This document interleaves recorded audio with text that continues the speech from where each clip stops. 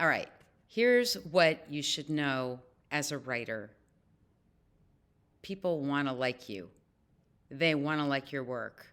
They want to like your band. They want to like your novel. When I'm listening to the radio, I am not in a critical mode. I'm in a consumer mode. I'm looking for my next favorite artist. I'm looking for someone to fall in love with. I'm listening for that song I might want to download onto my iPhone. When I walk into my favorite bookstore, Broadside Books in Northampton, I'm looking for my next great read. I'm not being critical. I'm hoping I'm going to like something. I'm looking for something. I'm looking for something that works. This is the mindset that we have at Writing It Up in the Garden. We're looking for what works. Whatever it is that you're writing, there's something strong about it. There's something promising about it.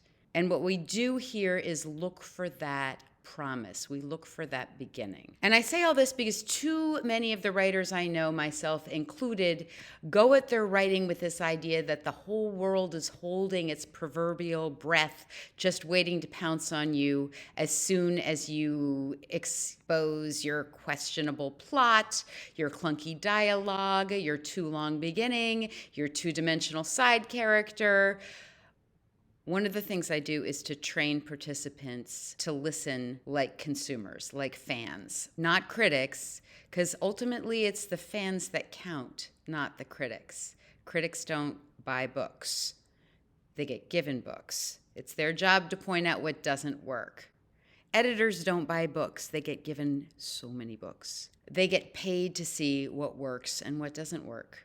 And they get paid to make your book better, and there's definitely a time and a place for that, don't get me wrong. But they are not your fans, and they are therefore not your employer. So, when listening to a writer's new work, I ask my retreatants and workshop participants to listen like a fan. What works? What phrase are you going to take away with you? What part do you want to hear again? What intrigues you?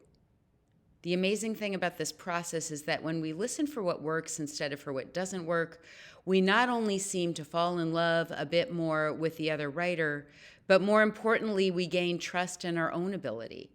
When we sit in a room full of enthusiasm, we see eventually that folks might just find something to love in our own work. And that maybe it's selfish and even a little mean not to share your song, your poem, your book, your essay with those fans out there. You will find each other, but only if you keep writing and keep putting it out there. There are people out there who are going to love your book.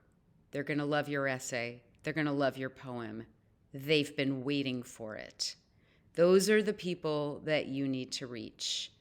And one of the ways you begin to reach them is by reading your work aloud to a friendly group of other writers who are just as eager to find something good in your work as you are. And that's the community we've built here. And I want to welcome you to it.